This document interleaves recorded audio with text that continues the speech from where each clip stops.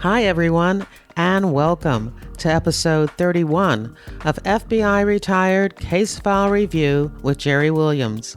I'm a retired agent writing crime fiction inspired by actual FBI cases. In this episode, we get to speak to Mike Rochford. Now, Mike served in the FBI for 30 years, 5 years as a clerical employee. He went to language school, learned Russian, and became a Russian translator, and then 25 years as a special agent. Prior to his retirement, Mike was section chief of the Espionage Section at FBI headquarters. Based on his language skills, Mike worked foreign counterintelligence, or FCI, cases for most of his career. While assigned as an FBI supervisor at FBI headquarters and in the field, he oversaw espionage cases such as Aldrich Ames and Earl, and he worked to identify 6 unknown subjects, also known as unsubs, government spies that the FBI and CIA looked for years, trying to uncover their identities. One of those unsubs was eventually identified as FBI agent Robert Hanssen. Hanssen is considered to be the most damaging spy in the FBI's history. Mike Rochford recruited the source, a Russian agent who provided the information that led to Hanssen's identification. For this effort, Mike received the National Intelligence Medal of Achievement from the CIA. The citation reads in part, "It is no exaggeration to say that there has been few, if any, examples of Soviet-Russian counterintelligence recruitments in the history of the FBI and CIA that compare with this effort in the terms of complexity and significance." In addition to the actual recruitment, Mike Rochford was fully engaged in all subsequent aspects of the case, including internal handling matters, internal briefings, and resettlements. Mr. Rochford's accomplishments reflect great credit upon himself, the Central Intelligence Agency, the Federal Bureau of Investigation, and the intelligence community. So, what I'm telling you is, he knows all about the Robert Hanssen investigation, the FBI's biggest betrayal. When I conducted this interview, I was so engrossed in our conversation that I didn't realize how long we were talking. So if you're listening to this while you're running, you might have to run an extra mile or two. If you are mowing the lawn, you may need to mow the front and the backyard. And if you are cleaning the house, you may need to clean both upstairs and downstairs. Because it is an extra long interview, I will not have a crime fiction or crime drama recommendation at the end. I will let you know real quick that this has been a busy week for me. This episode is being posted on August 20th, exactly 30 days from the time of my book release, Pay to Play, my crime fiction novel about a female FBI agent investigating corruption in the Philadelphia strip club industry, will be released on September 20th. And so this week was my big cover reveal. I also wrote a blog post about the lessons I've learned doing this podcast. I've been doing it now for 7 months, but I wrote a blog post about what's happened with the podcast since iTunes featured it on the front page under New and Noteworthy. That is also posted on my website and on my Twitter and Facebook pages. So anyway, let's get to that interview. I hope you'll find it as fascinating as I did. Here's the show. Hi, everyone. I want to welcome my guest, Mike Rochford. Mike, I am so excited to talk to you today. I've always been fascinated and angry, about this case. One of the worst betrayals in FBI history, Robert Hanssen. So I'm just absolutely thrilled that we're going to get a chance to talk to you today and learn a lot more about the Hanssen case. But before we do that, tell me a little bit about you so we have an understanding of the role that you played, in this investigation. But I also want to know when you joined the FBI and why you joined the FBI. Oh, sure. First of all, it's a pleasure to be here. And this is a rather tragic story talking about the internal betrayal of someone in the FBI. Treason's terrible enough when you look at it in your own organization. It does become personal, so I'm glad to get into this. But, yeah, interestingly enough, my father was a Chicago policeman for 28 years, and the impact of seeing him come home and put his gun away, having his uniform on all the time, and bringing home his partners, both young and old, sitting around the table for a cup of coffee on their break, and telling their police stories to us 6 kids, I guess it had a lot of impact on our career choices. My sister Patty became a deputy district attorney. My next sister Debbie became a prison guard in a juvenile detention center, and then I became an FBI agent. And my next brother and sister were Terry and Eileen. They wound up being state troopers in Illinois, and then my final brother Timmy was a juvenile detention officer, corrections officer. So we all wore badges and carried guns as a result, I think, of my dad's influence. But family business. Yeah. It's and we had some great talks around the table about rule of law and just cases and things we were involved in. So family gatherings tended to be very very police oriented. So it was and as far as my own choice to get into the bureau, I was like 18 years old. My father had just moved down south, retiring from Chicago Police Department, and brought the family down to Southern Illinois. So I was looking to get back to the city. My father knew some FBI agents, and basically they recruited me to be a clerk, and I went back to D.C., or up to D.C. as a GS2 clerk, went to school at night, got my degree, my accounting degree at night, and in the interim, the Bureau sent me out to Monterey to study Russian as a clerk. And so by the time I graduated, I had Russian and an accounting degree, and I was lucky to use both of those specialties to get in as an agent in 1979. As a clerk, what type of work were you going to be doing with that language skill in the non-agent position? Sure. So the Bureau looked at the cost effectiveness of sending a married agent and his family out, TDY, to Monterey, California for a year. And what they decided in 1975, I think is when I went out there, was that it's better to send a GS2 or 3 clerk out there, unmarried, and then they take the 52 weeks of training, and you wind up bringing them back as translators. So we used to do things to support counterintelligence investigations against Russian missions in the Washington D.C. area. So that was my job when I came back. It was a very good experience, and I have to say I had an above average talent for picking up languages. It's one of those things. Some people are good at languages. I don't know why, but I just happen to have been, so it worked out pretty well. Oh, well, good for you and good for the FBI. Yeah. It's what kept me in the Bureau, I'm sure. So what was your first assignment? So it's funny. I came out of Quantico in, November of 79 at a time when all the agents were going to the applicant squad. And my first supervisor was Lane Crocker on the old CI-4. And he took me in to see the SAC.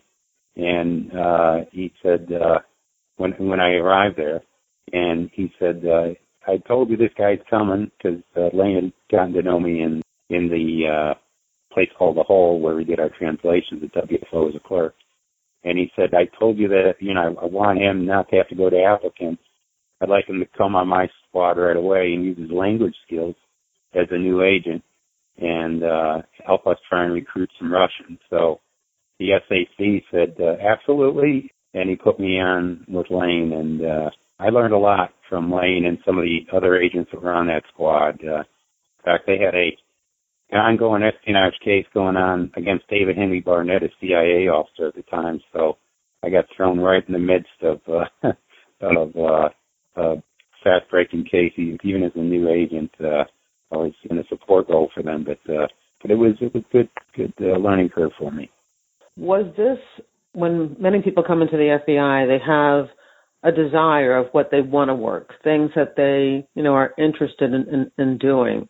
So did you know, even before you went to language school, that working foreign counterintelligence was something that you were interested in doing, or would you have been just as interested in working bank robberies or corruption or organized crime? Yeah, great question. Look, the attraction to come into the Bureau at that time was 100% knocking down doors, grabbing a shotgun, and making arrests, right? Or making cases where you're actually the case agent and putting people in jail. And with my background with my father and brothers and sisters, I definitely wanted to be one of the folks that worked those kinds of cases. So I looked at getting into language school as a means to try and become an agent.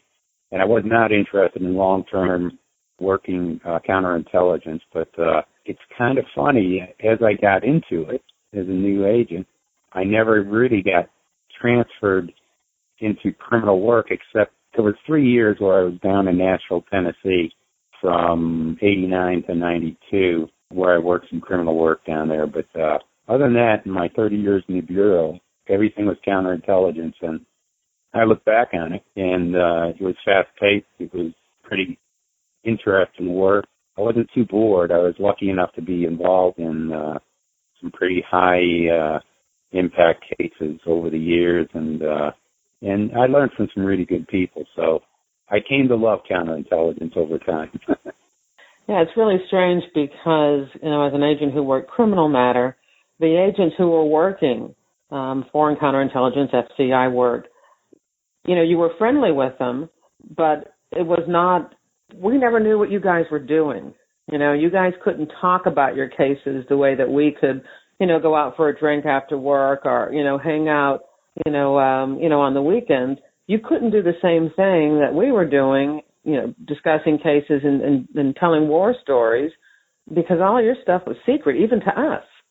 No, that's true. It's especially in an establishment office, there tend to be some things that in counterintelligence that are kind of at the top secret level, and you don't talk about any of that stuff in public, obviously, or even in carpools if you can help it. So, but on the other hand, as a young guy, a lot of my friends were first office agents on the criminal side, and they were always looking for guys to tag along with them at night to do some arrests on some, fugitives or something. So I was always kind of cheating on the side and working some of that stuff with them. So right, but it was never reciprocal.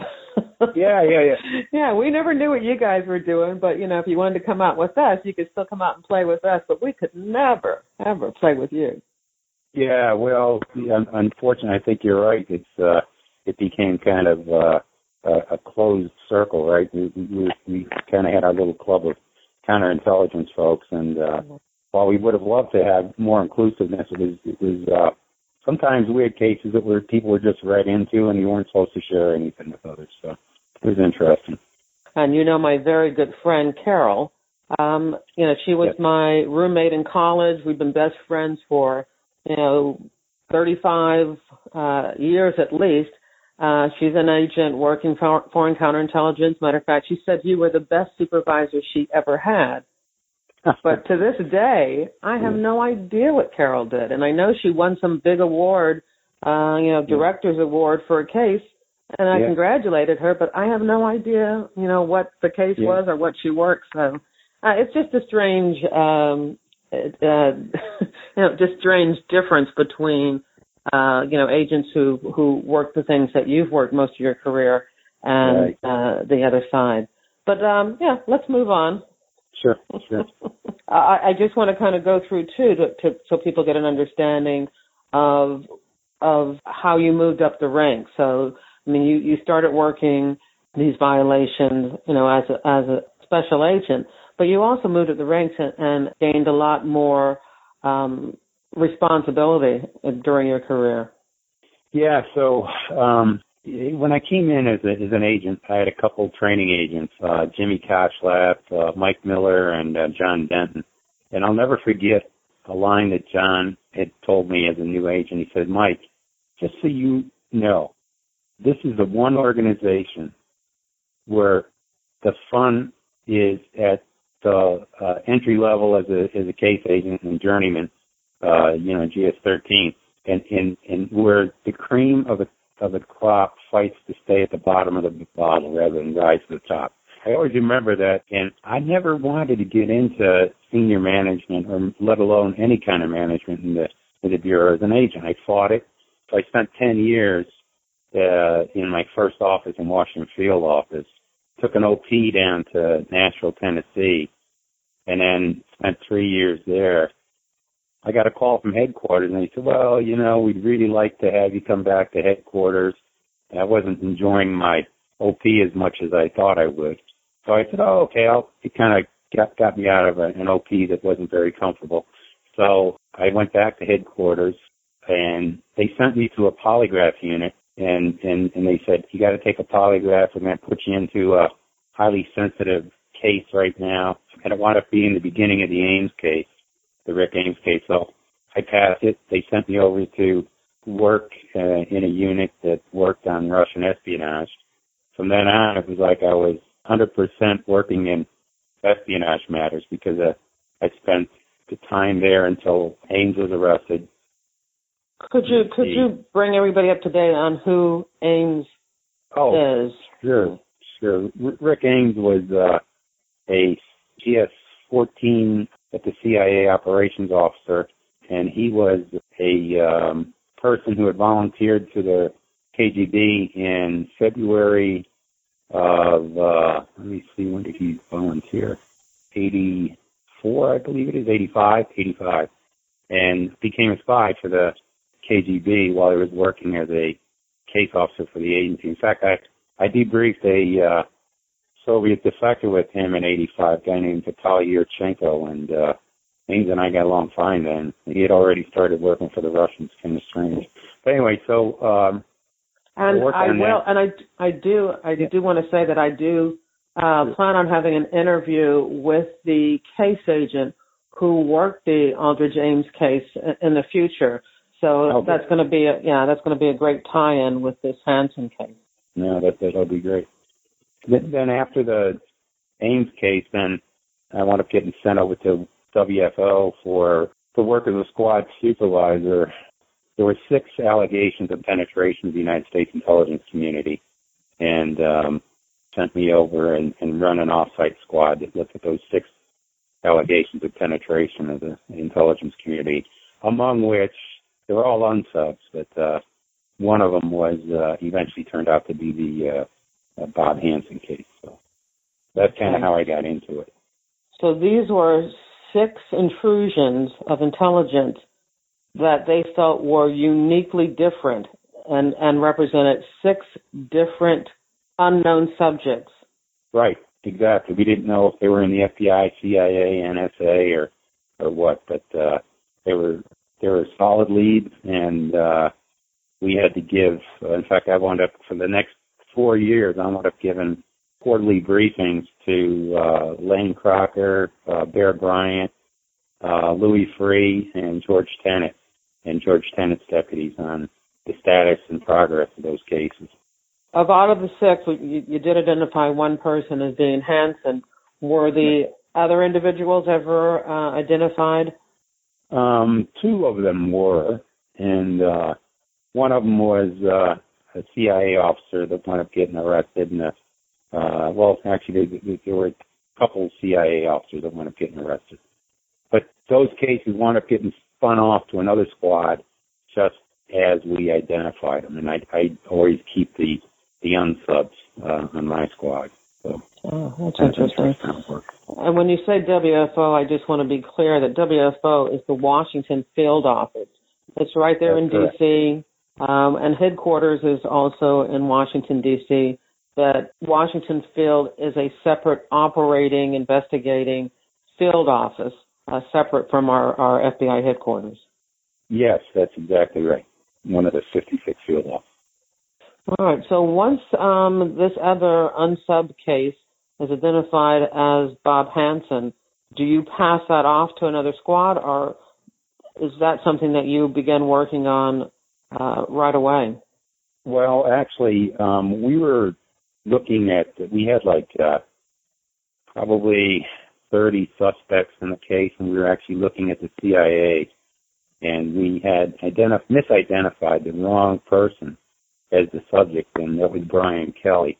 So I was the squad supervisor while we were still looking intensely at Brian Kelly. We couldn't prove anything one way or the other, or disprove that he wasn't the right person. And again, we're briefing all the top brass on all this. So my tenure as a squad supervisor is just about run out. So I was asked to put in for a position at the CIA as a GS-15. So I did, and I was accepted in that position. And my squad then continued to work on this unsub that we thought was Brian Kelly in a penetration CIA. But in the interim... Did Brian Kelly know that he was a suspect? Not until we interviewed him. And George Tenet had taken him out of access while the case lingered on. And it really did it just kind of went on and on for months and had no resolution. So it was a tragedy that when you looked at the access and placement and access of this traitor, Hanssen, it was almost identical to what Brian Kelly had in access at the CIA. So, and the proximity of where he lived to the drop sites that Hanssen first used was like within 1,000 yards. So it was unfortunate that we were in the right neighborhood, but we basically had the wrong guy in the wrong organization. So when you're trying to figure out who this person is that's passing this information, you see Right. that it's Brian Kelly, who works at the CIA, had access to the same information. Was there ever a time before he was identified that anybody from the FBI was a potential suspect on this list? Now the one of the leads that we had actually said that this person who is a penetration is in a counterintelligence center of the CIA and got an award for warning the Russians of the FBI's investigation of Felix Bloch, and he was the coordinating liaison person at the CIA during the Bloch case. So what we did is we look at that lead and that identified Kelly 100%. So, you go, shoot, And where did you get that lead from? I know you can't tell me exactly who, but... I'm not going to tell you at all. Okay. I'll just say it was one of the leads that we had. Okay. And so we looked real hard at it, and it just didn't fit. So fit anybody else but Brian. In fact, he had gotten an award from the DCI, which is the CIA director, for his work with the FBI on the Felix Bloch case. So we thought we were locked on, right? But why leave that squad just as that mess is just kind of, we just interviewed Brian. He didn't admit anything because he wasn't the right guy. And he's taken out of access. And I'm kind of feeling like, well, we identified him but couldn't arrest him. So I go to the agency for a couple of years. And during that period of time, and just about a couple of years before that, I get involved in a special program with CIA where we went around the world pitching, trying to recruit Russian intelligence officers who might be able to give us answers about who the names were of those 6 people that had penetrated the United States intelligence community, among whom we thought was Kelly, and it turned out to be Hanssen. One of the things I got involved in the next couple of years while I was at the agency was recruiting an individual who winds up giving us the information about Hanssen. It differentiates Hanssen from Kelly. And actually, this guy gives us the file that Hanssen had built inside KGB headquarters of his betrayals. So with all that information, we were able to identify Hanssen probably within 3-4 days of receipt of the sources of information, and then WFO was able to basically make the case and arrest Hanssen in 2.5 months. So it was pretty cool. Wow. So after how many years of trying to identify who this person is and having these false leads, how many years did you work on that matter before being able to get the needed information and resolving it within 2.5 months? Yeah, so basically, I think if I remember right, he's arrested February 18th, I believe it is. I can't remember if it was 2000 or 2001. I think it was 2001. And we had got the information. I had actually recruited my source in July, right around July 4th of 2000. So we got the information from him, though, on November 11th. I remember it was my daughter's birthday, the year 2000. So he winds up getting arrested, I think, November 18th, 2001. So it lingered a little bit, right? When it was first determined that this person is actually an FBI agent, what were you thinking? I mean, what was the thought that was going around, the Bureau at the time? Well, it was a highly compartmented case. Not many people were read into what we were doing. So at that time, I had just become unit chief of CD1C, which is the Russian Overseas Espionage Unit. And the information gets brought over from Moscow to the CIA.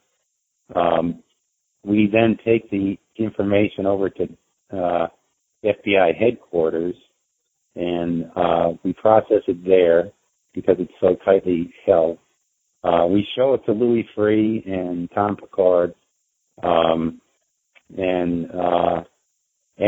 it's all in Russian, so we need to get a team of translators and analysts looking at it. And once we did, there was a tape within an envelope.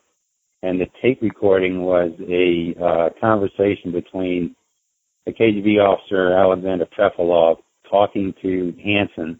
Fefilov was on a payphone in Springfield, Virginia, and Hanssen was at one of the FBI lookout sites in New York City, and they were talking on the phone. And when you listen to that conversation, we had 2 analysts listen to it, and they used to work for Bob Hanssen, and they identified his voice right away. So they brought it to my office the next morning, and said, "Mike, you got to listen to this. It's not Kelly." And I said, "Oh, wow, who is it?" And they told me, and I said, "Holy criminy!" So they brought it down to Sheila Horan's office, and Mike Wagispak. I think Sheila was the acting assistant director, and Mike was the deputy assistant director for counterintelligence. They listened to it, then they brought it over to Tim Caruso, WFO, who was the SAC. He listened to it, and I'll tell you, there was anger. I remember, I think Tim threw the earphones off of against the wall when he heard it, and I was upset, obviously, as well. But I was glad to be finally resolved. Number one, we proved Brian Kelly innocent, and we resolved who the guilty party was. So you feel the betrayal because it's an inside FBI agent that's become a traitor, but it makes you more vigilant than ever to try and resolve the thing in a proper way so you can actually get a prosecution. The last thing you want is to have a traitor in your midst, identify him, and let him go free. Every one of us knew we had to get a prosecution. It was more important than ever to show that we could do it the right way. So, so that was the pressure we had. And then the next day, I remember Louis Freeh and Picard telling me, "Mike, you got to go over and present this to the Attorney General tomorrow, and remember Free looking at Picard and telling Picard to come with me. And Picard says, I'm going to the IACP in Chicago. And he says, well, I am too. And he says, Mike, you just got to do it yourself. So the AG's going there too. So present it to the deputy. Well, the acting deputy was a guy named Bob Mueller, right, at that time. So I go over there, I present everything to him about what we have. And I had to interrupt because we're laughing because we know who Bob Mueller is, and he, of course, becomes the next director after Louis Freeh leaves the position. Right. Exactly. So that's how I met Bob Mueller, and it was kind of precarious way to introduce yourself to the next boss, right? But I remember him saying after he heard the whole story, he said, this is the most unbelievable thing I've ever seen in my life. And because he was flabbergasted. An FBI agent would commit treason, but I think he was also impressed at the work we had put into it and the ability we had to actually identify the true culprit. And from then on, it was just balls to the wall to try and identify a means to put Bob in jail. And was able tell us first, before we go into that, who Bob Hanssen, was. What kind of work he did in the FBI. Did you know him personally? Had you worked with him? Give us a little, paint a picture of what you knew about him before you learned that he was the spy, that he was committing treason. Sure. So, Bob Hanssen, I think, joined the Bureau, I think it was 76, I believe. He spent as an FBI agent. He grew up in Chicago. I think he grew up on the South Side. I think his father was a policeman, so was his grandfather. And, so you had a very similar background. Yeah, I hate to admit it, but it's true. Yeah, exactly. In fact, he went to a high school that was in the neighborhood where the movie Grease was fashioned after. I don't know if you knew that, but his dad and his grandfather were kind of odd characters, and there was word that he kind of got a little abuse at their hands, mostly demeaning, not sexually, but demeaning. I think he was kind of belittled by them. So a very bright guy. His mom kind of coddled him and tried to protect him from those two. Anyway, his father wanted him to go to school and become a dentist. He didn't like that, so he became a cop himself in Chicago and wound up working internal investigation for a while before he became an FBI agent. He becomes an agent. He married this girl who was Catholic. He converts to being a Catholic. He gets assigned to Indianapolis as the first office agent, and then he goes to New York City. And there, in 1978 to 1981, we later learned he had volunteered to the GRU, which is the Soviet Military Intelligence Service. And he's caught in the basement by his wife, looking inside of a Coke can that has delivery of money to him from the Russians. And she said, Bob, what the hell are you doing? Well, she thought he was writing a letter to one of his girlfriends because she knew he had been cheating on her for years. And so he wasn't cheating on her. He was cheating on the whole country. Exactly. So I'm just giving you the flavor of his his character. It was something that was he didn't know loyalty. He didn't understand loyalty. I don't think he could understand that at all. And so I'm not a sociologist, and I wouldn't even try to be. I would try and make excuses for anything he did. So she says, look, Bob, you and I are going to a Catholic priest. We're going to confess all this, and you're going to give all this crap up. So the priest basically makes him give the rest of the money that he got from the GRU to a charitable organization. He claims he gave to Sister Mary Teresa's organization. And then But where does the priest and the wife think he got the cash from? He told them that he was running a scam against the GRU, trying to trick them because they needed money to live in New York. So he was making stuff up, when in fact we know for a fact that he gave up information, at least during that period of time, which wound up identifying a guy named Dmitry Polyakov, who later wound up getting executed in 1989. While we know Ames gave up that case as well, this is 1980 or 1981 that he gave it up. Polyakov gets executed in 89. We can't say a direct cause and effect, but nevertheless, he gave up Polyakov's name. The reason he was not executed until 1989, even though he gave it up in 81, is because the GRU never told the KGB, who was the investigating arm of penetration, about the information they received from Hanssen on Polyakov. They didn't give that up to the KGB until after Ames gave up the same name. They protected Polyakov. Why? Because Polyakov was a general, and they didn't want the general to be arrested. Wow. Isn't that weird? But it's true. Wow. So basically, Hanssen's information kind of corroborated what Ames had told the KGB. Absolutely it did. Yep. Kind of astounding to us. So how long had Hanssen been in the Bureau before he reached out to the GRU and began his spying? 2 years. 2 years. Yeah. And so he said at one point in time during the interrogation that he had thought about it since he was a kid and when he read Philby's book. But timing didn't make sense when we looked at all this stuff. So that's 81. He comes back to FBI headquarters as a GS-14, gets put in charge of the analysts group and runs that group until 1985. Then he goes up to New York, and in 85, of course, is when October 1st is when he volunteers with KGB.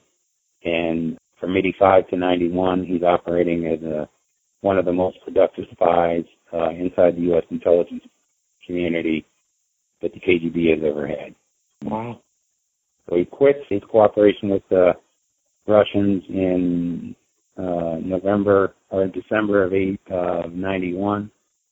And then he comes back from New York, gets put in charge again of the analyst group, and then he goes to WFO in phase 1 for a couple years and is brought back to FBI HQ and is put in charge of, and is sent over to OFM, the Office of Foreign Missions at the State Department.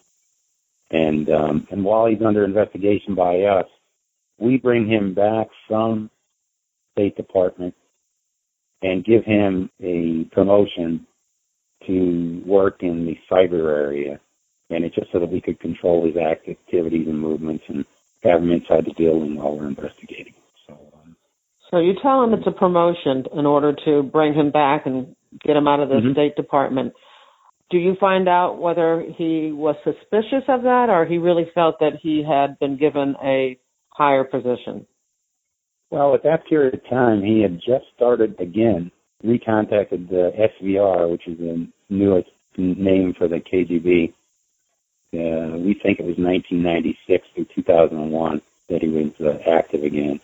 And so we intercepted one letter where he basically told them that he was coming into FBI headquarters and he got some static feedback on his good time radio after he had transferred him back from OFM to headquarters. And he thought that was an indicator that we had put a listening device in his car.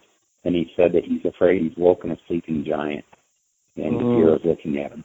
So, not sure whether that's true or not, whether that, that's possible, but he certainly suspected that he was under investigation at one point in time.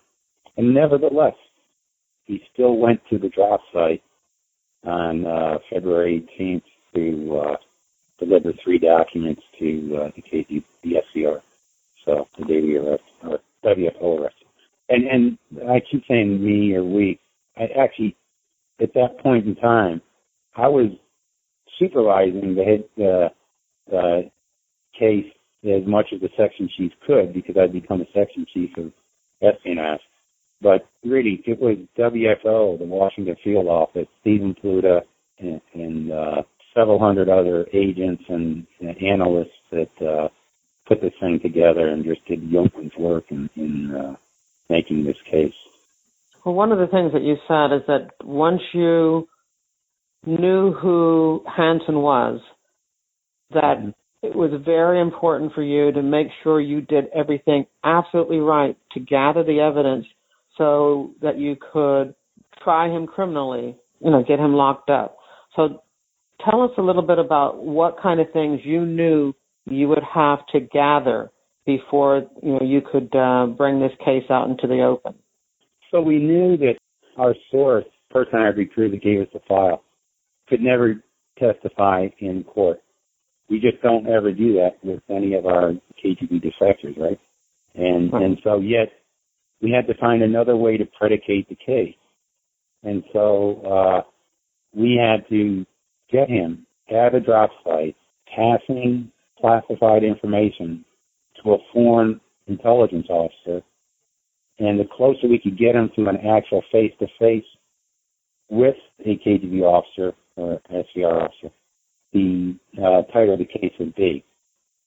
Without an admission by him or catching him at a site like that, we would not be able to put him in jail.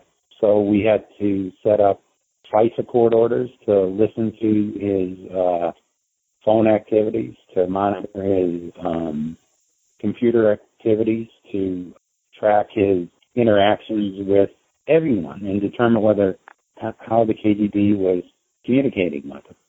And without being able to paint that picture so that 12 people on a jury could convict him of espionage, he was going to walk. And that's the last thing we wanted.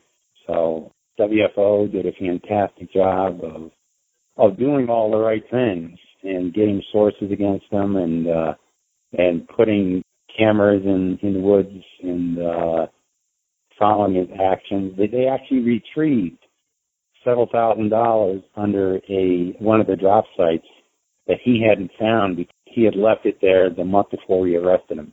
So the SSG went out and retrieved this money, and it became part of the evidence of the fruits of his crime. So now let me ask you this. If he had not started back up with these activities, would you have been able to get the proof that you needed? No, likely we would not have. We might have been able to do what we call a false flag, which is like what we did against Pitts, Edward Pitts, the FBI agent that was arrested a couple years before that, where you have someone contact him and pretend to be a KGB officer and get him to walk the walk as though he's recruited. What we were able to get with Pitts on, because of the use of the false flag, was a conspiracy to commit, because obviously under false flag he's not really committing espionage. He's committing acts under a conspiracy with a FBI agent. So false flags are more difficult. It's always better to get him in the act itself. So. And for Pitt, you had to do that because you knew you would not be able to prove the previous acts. So exactly. You at least got him on something that you could, try and convict him on. But in the Hanssen case, you were able to prove the likelihood of him being involved in the previous acts because he was continuing to do that same type of behavior with the new contact that he had made. Well, what happened, we didn't have to prove it because basically over time and during the course of a plea agreement after the arrest, I had 3 documents on himself to be found, right, which is probably 10 years apiece, right, under Title 18 U.S.C. 793 and 794. So that was 30 years, right? Through an agreement with the U.S. attorney, his defense attorney was able to get him to agree to be debriefed and interviewed by us under a proffer. And we had 33 to counting the polygraph. I think we had 34 debriefing sessions with him where he admitted everything he had done, including the 78 to 81 time frame with the GRU, the 85 to 91 period with the KGB, and then the 96 to 2001 with the SVR. So why? One of the things he was adamant about, because he knew he was going to jail for the 3 documents which we found in a drop site on the day we arrested him, that he had just placed there for the SVR. One of the reasons that he had actually decided to agree to work with us is we were making that his case into a death penalty case. We had threatened to bring my source into a death penalty hearing, which he could have done, where he would have testified saying that Hanssen had caused the death of Valerie Martina, one of our recruitments in place. And in order to avoid that, and also in order to keep the retirement benefits of his retirement, to go to his wife, those 2 conditions caused him to plea for us. So, and by the way, that determination of whether or not his wife gets his benefits, the survival benefits, is something that is made by the Attorney General, not by the FBI. So it wasn't like we're playing favorites with him. Some people have said, hey, he treated him better than you would have treated an agency person. Well, not so. I think we bring to the table whatever we have to in order to get a plea agreement, in order to find out just what it is a person gives up during the course of their espionage activities, whether in the CIA, FBI, or NSA. It didn't matter to us. You know. But those 2 elements helped us get a plea agreement from Hanssen. Wow. Now, I'm still a little confused about when he reinitiated his contact in 91. So in 91 he stopped, but he reinitiated in 96. And the way he did it is very much similar to the way that he had contacted them in 85.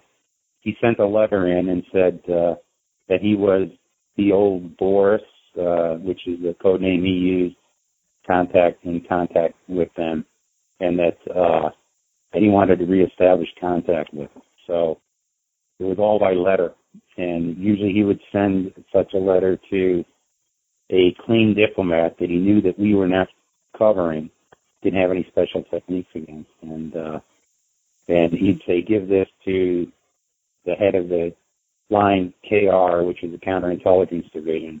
They're going to want to talk. And then inside that envelope was a sealed envelope only for the KGB. And it would say, hey, it's me. Let's recontact. So that's the way he did it. And he did it impersonally. He'd always leave documents at some prearranged bridge or location in a certain park. Then he would, as a means of constant communication, he would have a telephone pole at places in D.C., like right near Tunlaw, where he would put a thumbtack or a chalk mark, and that would be a form of constant communication. Say, I just filled this drop site, and then they knew what that next drop site was. That's how he did. All right, so from 1996 until you learned of his identity in, was it 2000 you said? Yeah, in 2000. What kind of harm did he do? Did he do any more really significant damage as he had before, where somebody, was executed? So the Russians stopped executing about 1989. The person I talked about, Hanssen having caused his death, that was Valery Martinov, and he was executed in 1986. So between 1996 and 2000, they say that Hanssen's biggest dump and worst dump in that period of time was on November 11th, 2000, which is the day that we had received the information from my source, right? Is that a coincidence, or? It is total coincidence. Wow. It would have been nice to be able to stop that dump because there was about 2 inches of paper that he gave up at that drop, which gave up sources that were all around the world, and it caused the CIA to have to pull back sources. Some they couldn't get at, and a couple of them were part of the reason. I don't know if you remember this case with the 12 illegals, KGB illegals, that we traded for 4 Russians in jail. Is that the one with the one beautiful woman? Yeah, Chapman, right. Yes. Well, 2 of those people we traded for were arrested because of Hanssen, and one of them was arrested because of the dump he gave on November 11th in 2000. So they might have died in jail, but we not traded for in 2010. So he did damage. He did a lot of damage, even that late. The way he was able to get this stuff, by the way, was he was able to use search terms. And this is before the Bureau started protecting stuff within our own computer system. The results that came back, one of them came back with lots of information about this one guy who wound up getting arrested and put in jail by the SVR. The information that he passed on to them was not information that he had personal work-related access to. He would just go on to the computer system, search it out, print it out, and pass it on. Yep, exactly. All right, so first the next question is, what has the Bureau done since then in order to safeguard that material? What does an agent working this type of matter have to go through in order for the Bureau to make sure that they're not engaged in espionage? So, it's a great question. But after this occurred, of course, we do a lot of briefings back up on the Hill, and Mueller and others had to go up and talk about how the Bureau had built up the security division, how the security division was rigorous and going to force every agent to take polygraphs, where Hanssen had never taken a polygraph until we forced him to under the plea agreement, but he never took one inside the Bureau, right? So everybody working counterintelligence matters have to take polygraphs. Case agent supervisor is notified when people access their stuff. Cases are open on people that try and access stuff that they shouldn't. And some other means are done internally that I won't talk about that basically send up flares or triggers that lets you know people are trying to access things beyond what they're allowed.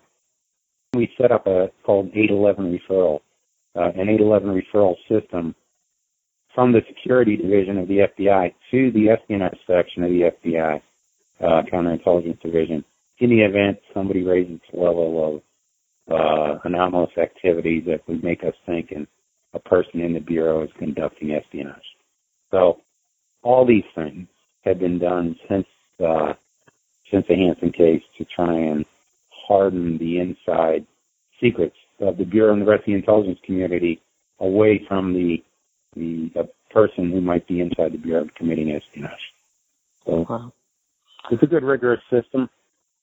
I'd like to spend just a little bit of time now talking about the actual 2.5 months of investigation where you are trying to get the evidence that you need in order to make sure that charges stick. So can we talk about that? If you could just take me right from the very day that you realize, oh my God, it's Bob Hanssen, it's an FBI agent. Sure. Okay, so from that day, okay, let's call it November 11th. Actually, we get it the 11th. I think it's the 17th when we verify that it's him. So from 17th of November to like the 18th of February, we decided that everyone who gets read into this case has to sign a new non-disclosure agreement. And just because you work the Kelly case does not mean you're going to work this case. Agent by agent, we re-scrubbed everybody. We want to make sure none of the investigators or at WFO or at headquarters who came to know this were friendly in any way to Bob. We also identified 3 people that we could put undercover against Bob. And one was O'Neill that wrote the book, Breach. The other was Bob King, who was able to go to lunch and dinner with Bob and help him believe that we were looking at somebody at the CIA rather than internally while we were looking at Bob. And then the other one was Rich Garcia, who was his supervisor in the cyber division, trying to put him at ease, get his work environment, and report on his activities while things are going on. So these are people who already had friendly relationships with him, but what you needed to do first is establish their loyalty to the Bureau and not to him. Right. And so then we put them in a position where they'd meet with, they'd have case agents assigned to them. They get briefed and debriefed about, Bob's activities that day. How could we set up his schedule so that it could be conducive to our investigation? We had to do some technical things that I won't get into that are sophisticated and necessary. Washington field office had to be supported. Every time they needed something, we gave it to them. So let's just say we employed every possible technique that the Bureau has, and some we've never used before in trying to bring this case to proper closure, including O'Neill was able to get a hold of his Palm Pilot, which gave us the date of his next planned drop with the KGB or the SCR. And I was going to say, that was in the movie. That was one of the suspenseful and exciting parts. Now tell us again what position O'Neill was. My understanding from the movie that he was not an agent. No, he wasn't. He was he was a SSG surveillance. And so what we wanted to do was get somebody that was non-threatening and going to be able to see him every day, even though Rich Garcia was his supervisor. Rich had to run a whole division, and he didn't have time to be in touch with Hanssen every day. So we wanted to get somebody who was working in his office on a daily basis and could report to another agent at the end of the day what was going on. And so that's what the movie Breach is based on, is O'Neill's undercover interactions with Bob. Now, the movie attributes a lot of things to Mr. O'Neill that probably were done by agents, but that's the movies. That's artistic license trying to compact everything into a certain time frame. All right, so O'Neill was able to pinpoint an exact real meeting. And so WFO was able to pre-position people in the woods to surveil him as he walks from his car and places the documents under a bridge. And we were able to, WFO was able to retrieve those documents and make it as part of the charge, the 3 documents that he left that were classified. So, and it became part of the charging document. And so was that just one of several meets that you were able to get surveillance on, or was that the only one time? That was the one. There was another meet that he had. Don't forget, we had started surveillance on him, I think, the 17th, right? After we identified him. But his last big drop was on the 11th. And he kept going back to this place where his last drop was on the 11th, after WFO opened the case on the 17th. And they couldn't figure out why he's going back to this place. So finally, the SSG goes to this park and crawls underneath this wooden outdoor stage area and it's all filthy underneath there, a lot of the animals there and stuff. And they reach in there, and they actually retrieve what Hanssen was unable to find by going back so many times. And that's what they found. I think it was $10,000. So that was the money that was, I can't remember if it was 10 or 20, but I think it was 10, was part of the payment for the November 11th drop, which we missed, but we did get the money. Very cool. Yeah. So at what point do you actually make the arrest? When did that occur, and who was involved? So it's at that meet, that planned meet on the 18th of February, and as he's coming back from the woods before he gets to his car, Steve Pluta goes up to him, who's a case agent, and there's a great video of him. The 4 or 5 new agents surround him, and basically they had some heavy-duty gun out. The reason for that, I think a couple of shotguns, and the reason for that was that they weren't sure if he was armed, and they didn't want him to get stupid and pull out his gun and, when they approached him. So they wanted to fight him, and he did. And Steve does a pat down, and as he does, he finds the, I think it's tape and a chalk in his pocket, which are the instruments they used to communicate with the KGB, the FCR, that he had loaded that drug. So that was evidence of the crime. He and Doug Gregory, the co-case agent, walk him back to the car, tell him that they want to go to his house and conduct a search. They'd like him to make the calls so he can, before they walk in, so they don't frighten the kids. And he agrees to that, but says he wants an attorney, and says once he gets his attorney, he'll be 100% cooperative with the Bureau. So the Bureau conducts a search. They don't find much in the house, and then they negotiate with his attorney. That's it. Wow. Yeah. What was his demeanor like? Because a lot of times the person's almost relieved. Why did it take you so long? I was waiting for you to come. Did he act like that? Yeah. Those are almost the exact words. Steve Pluta has the words. You'd have to ask him because he was there.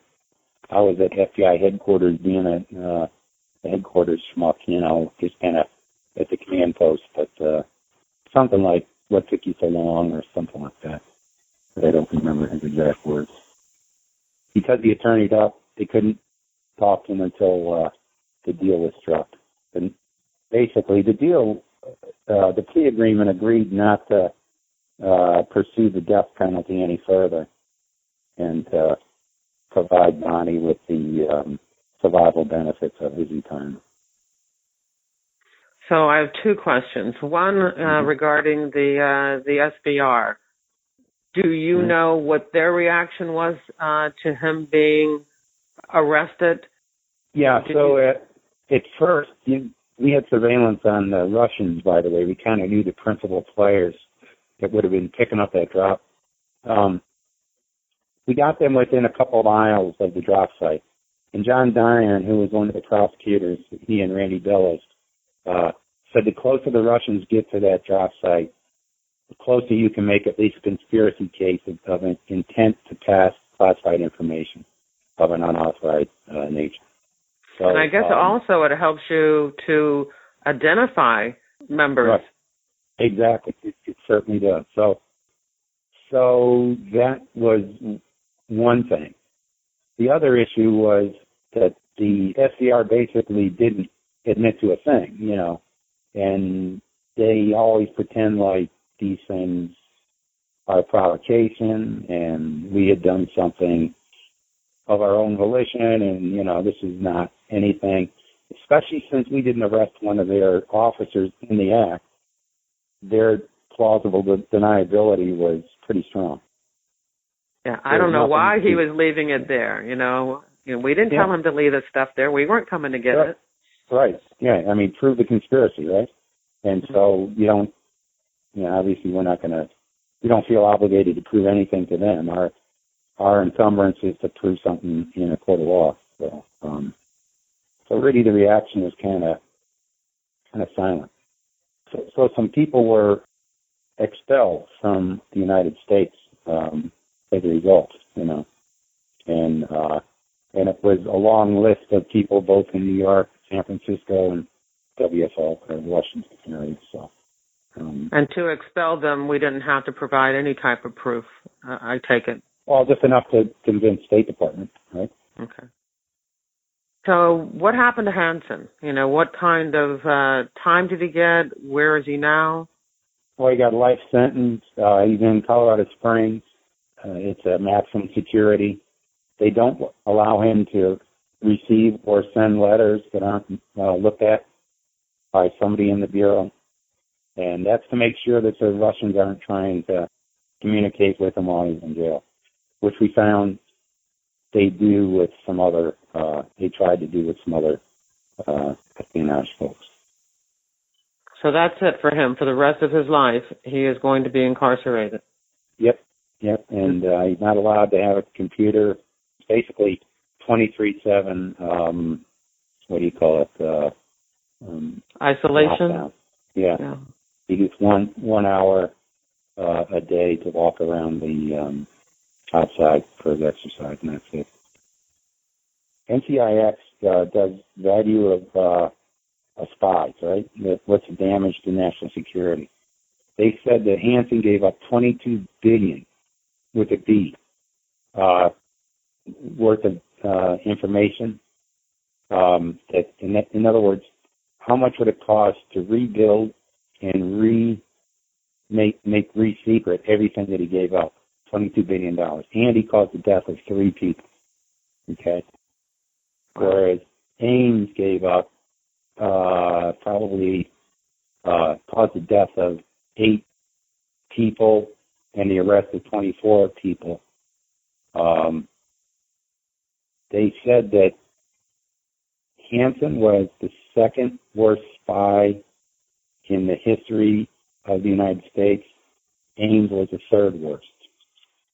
And who would have been the first? Rosenbergs were the first. Wow. So that's what Hanssen gave them. What did Hanssen get? Yeah, so that's interesting. Hanssen got somewhere near $8.5 million. Really? Yeah. And what do you do with it? Well, I mean, over time, right? Right. So the bulk of it... It would take me a lot of time to spend $8 million. Well, here's what he did. He sent his kids to college, to grammar school, Catholic schools, Catholic high schools, and Catholic colleges. But every time he needed money, like for a new car or something like that, or for his kids to go to school, he'd borrow money from his mother, and then he would pay her back with the KGB's money. So they'd go on vacation, and he'd borrow money from her, and then he'd pay it back from their money gift from drop sites. Some kind of weird, I don't know why. Money laundering, yeah. It's almost like exactly. Yeah. So instead of putting the KGB money into a bank account, he had proof or show that he put his mother's money in to a bank account.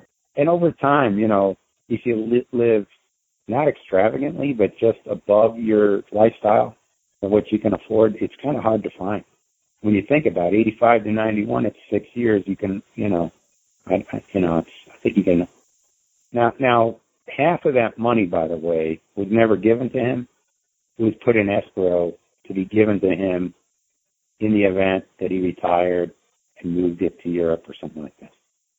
So they had a special bank account in Moscow where they were taking half of the money they gave to him and putting it in an escrow.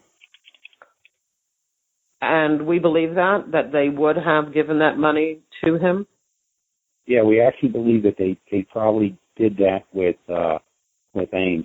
We believe they gave half of his money to Rosario for his son Paul when she moved back to Colombia. Very interesting. Yeah, it's interesting. Fascinating case. And so I know this was a huge matter for the government. And I understand that you and your team, or members of your team, received an award. Could you tell us a little bit more about that? Yeah, that was the Attorney General Award, and basically the idea was to give the people that worked the hardest and so extraordinarily on this case recognition at the highest level, right? So we identified, I think, 26 or so people, however many people are on that photograph. And we had people who worked in the technical field, the case agent, Steve Pluta, and his co-case agent, Doug Gregory. There were 2 squads at WFO that actually wound up working it. All right, so I do have a copy of that picture, and I will put it on my website. So it's a picture of all the people who received the Attorney General's Award, and I also will have a copy of your actual award that you received for working on the Hanssen case. Oh, good. Yeah, that was from the CIA. Yeah, it was nice of them to give me an award for that. And that's more for the recruitment of the source is why the CIA gave me that award. Okay. All right, that makes sense. I mean, that if it wasn't for the recruitment of the source, this may have never been resolved. So yeah, and the reputation of Brian Kelly would have been forever tainted. Whatever happened to Brian Kelly? Brian died probably early, but he was reinstated, went back to NCIX. It's one of those tragedies of investigations where, with unsubs, sometimes you just get the wrong information and you pursue it, real strongly. I mean, we did the same thing with the abortion bomber right down in right. I forgot what his name was. Yeah, and the same thing with that guy that had that poison that he was sending around after 9/11. Yeah, it's good to resolve it though. Right. And it's good to know that when you have a suspect, that we're still continuing, to look for other people, so that we're not just stopping at one person and then later on finding that it was, we were wrong. It's the beauty of rule of law, right? Because we couldn't have put Kelly or anybody else in jail without the evidence. So we're trying to pursue the evidence, right? And when you pursue the evidence, you get the truth. And sometimes the truth is contrary to what you suspect, right? So it was a good career. It was good to go through that. So what would you say is the big takeaway from this case? I mean, when you look at it as a person who's worked this type of violation for most of his career, when you think about this case and when you sum it up to yourself, what's the main thing that you say? Well, the violation of espionage has no statute of limitations. And anybody who's so stupid or narcissistic to believe that they're so smart that they could do this, even impersonally, like Hanssen did, where he didn't meet them in person, didn't give up his face to a camera or anything like that. Eventually, the Bureau will get a source and will be able to go inside the files of our enemies, and we'll be able to pull out enough evidence to put a guilty person in jail. Don't care where you work. So the idea is don't spy because it would be stupid. You're going to get caught. But, the Bureau, the other thing I always say is the Bureau and the FBI, and the Bureau and the CIA, when they work together as a team, and I heard a lot of, criticisms throughout my career about pettiness between the two organizations. When they work together as a team, they're awesome and they're probably unbeatable. And it took both organizations working tirelessly against the KGB and the SVR over the years to solve the Hanssen and the Pitts and the Aldrich Ames case. Because without it, they wouldn't have solved those 3 cases. So. What chance do you think that at this time there is another FBI or CIA traitor looking to provide secrets to our enemy? As long as the Bureau now always acts every day, every hour, as though they believe they're penetrated and there's a traitor amongst them, it will cause those with access to secrets to keep those secrets closer held, not talk about them in carpools, not share them with buddies who don't need to have access, and to be cautious. Is it paranoid? Some would say yes, but I don't think so. I think it's careful and cautious, and it's professional. And so that's the lesson that the bureaus learn. And whether or not there's somebody still there, it's irrelevant. They should always assume that there is somebody there. And that's the end of the interview. As always, back at jerrywilliams.com, you'll find photos of Mike Rochford. There's also links to an FBI overview about the Robert Hanssen case and a video of Mike speaking about the case at the International Spy Museum in Washington, D.C. If you enjoyed the show, I hope you'll share it with your friends and family. I make it easy for you. At the bottom of this episode's show notes on my website, you'll see all the social media buttons. This episode was sponsored by FBIRetired.com, the only online directory made available to the general public featuring retired FBI agents and analysts interested in showcasing their skills to secure business opportunities. I want to thank you for listening, and I hope you come back again for another episode of FBI Retired Case File Review with Jerry Williams. Thank you.